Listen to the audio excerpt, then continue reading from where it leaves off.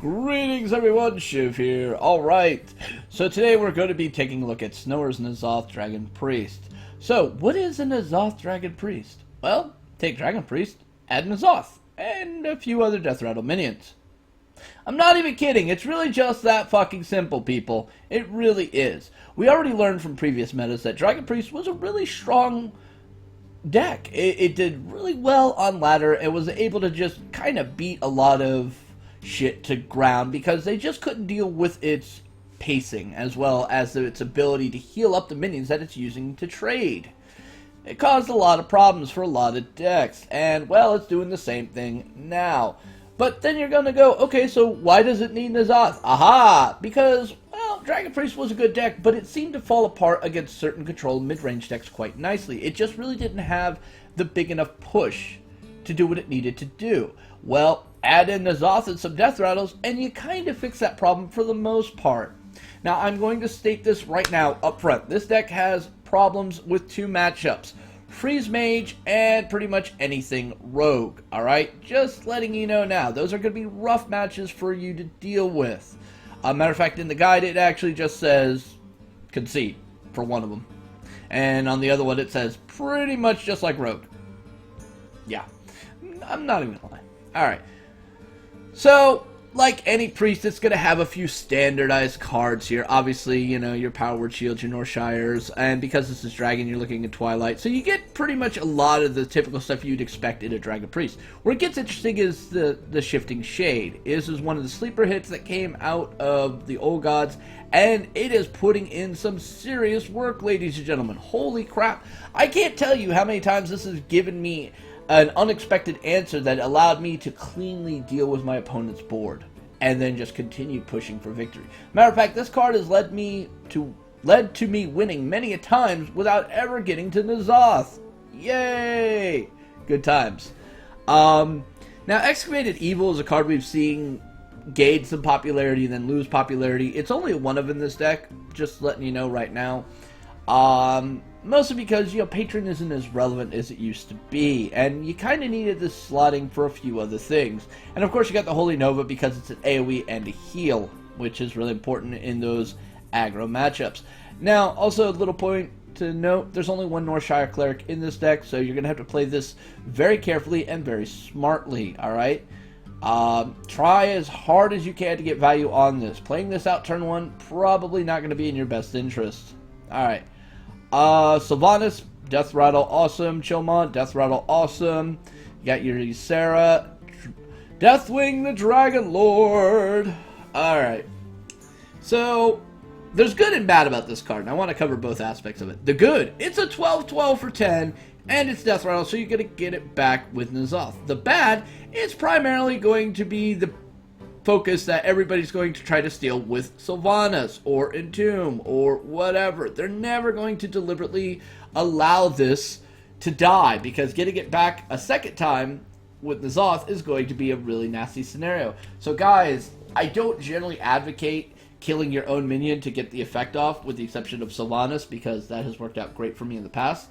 But this is another one you might want to consider doing if Sylvanas is on the board.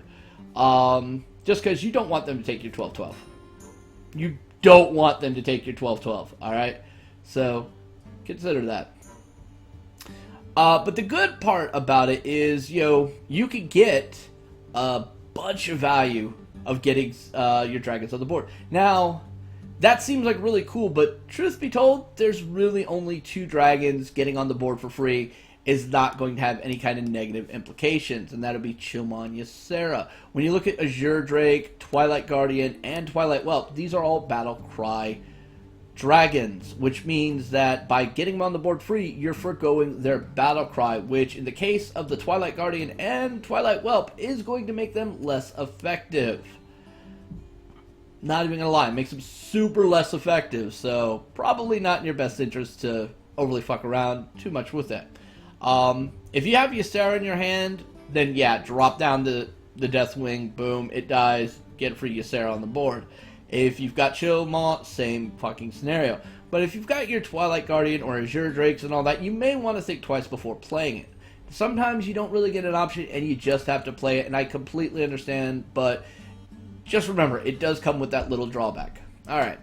And then, of course, you've got N'Zoth the Corruptor. We've all seen how the N'Zoth decks work in Paladin and in Rogue, so it should really come as no surprises why it's like that here. Now, I've seen some people in the comment section for this deck actually bring up Cairn. Why is there no Cairn? Why is there no Cairn? You know, what the fuck for Cabal Shadow Priest? And okay, yeah.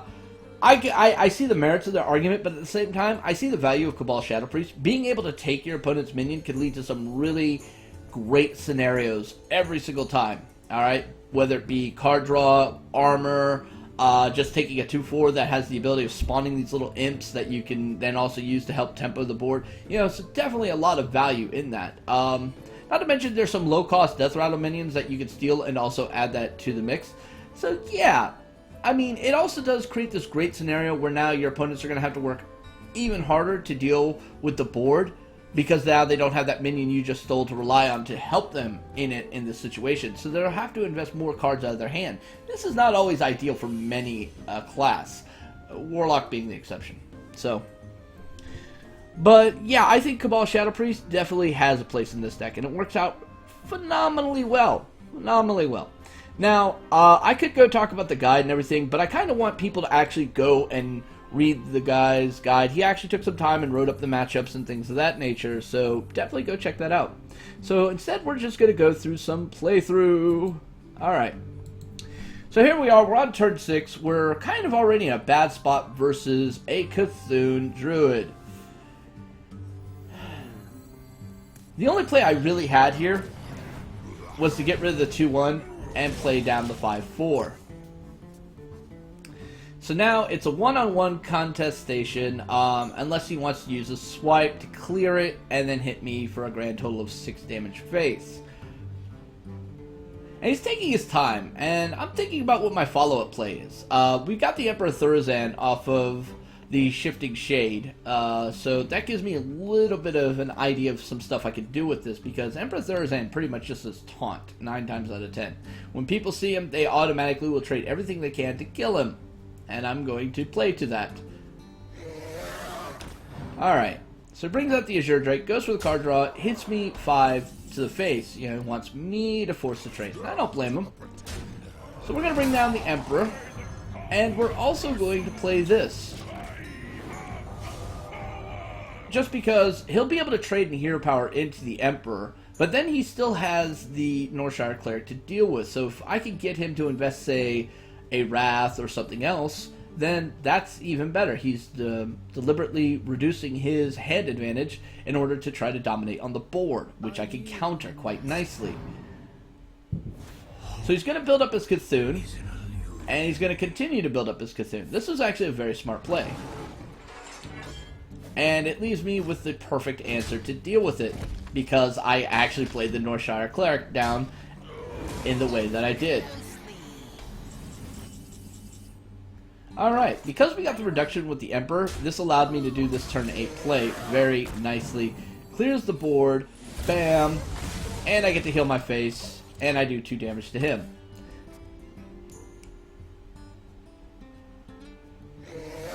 It's just a sea of dragons in this match, guys. I'm just going to tell you right now, sea of dragons. Now he's going to play Darnassus Aspirate, which, considering I know this is Cthulhu deck, and he's now at 9 going into 10, I really can't allow that to happen.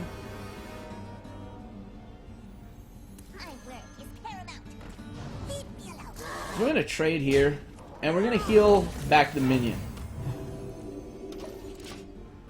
Now he's got some really interesting choices to make.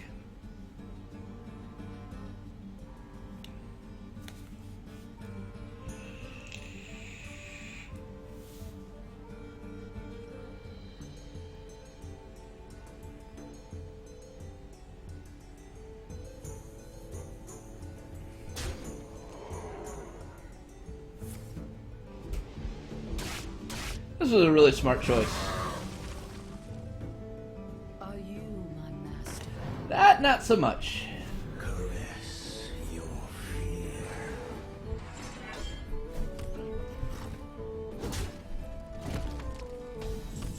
So I know he's looking to do some N'Zoth shenanigans, so I need to build a board that's going to be able to kind of deal with it.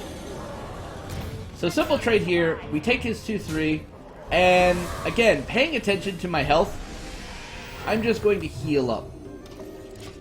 Just because I know Cthulhu is going to drop any moment, and I really want to buffer that out. We have 9 health on the board that's going to buffer out a good significant amount, but even still, he can deal with that quite nicely, and I just want to negate it.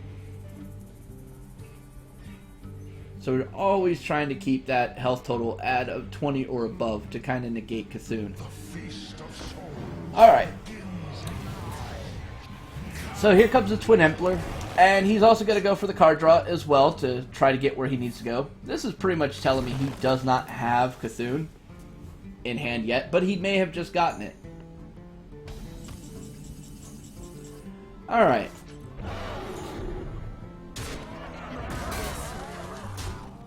Now, that might have been a misplay for all intents and purposes, but I want him to think that I don't have any other dragons that are going to proc there, so I wanted to get the value out of it by trading. So now he's going to think that I have a dragon still at hand. That's why I did that trade, because I know it's going to blow up. And lo and behold, it didn't. So the mind games there actually worked in my benefit. And he did pull the Cthulhu, or he already had it actually. And I live through it very nicely. Now I can kill it or I can entomb it. I feel like entombing it, just because it's a bigger slap in the face. And we're going to heal up. I shall bring you rest.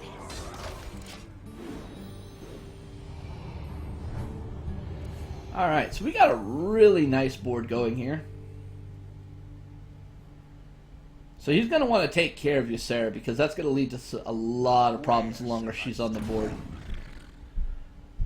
Alright, does the trade, gets rid of it, leaves me with a 3/5, and he plays out a 4/10. Not the most fun thing to deal with.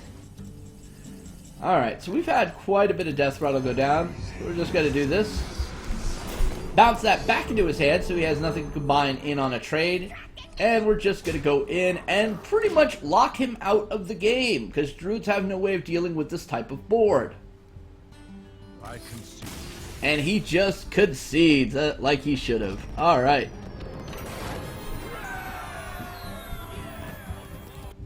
But it was a really fun deck. I've been having a lot of fun playing it. And generally, I'm not a huge fan of some of these builds that have been coming out there. And I've been very picky on which ones I want to feature and which ones I want to talk about and, you know, just promote. But this one, I honestly feel, is a solid deck. It shows a lot of creativity and a lot of consistency in its design. So, 2 thumbs up from me. You guys, please go check it out. Down in the description, there will be a link to the deck guide. Please go there.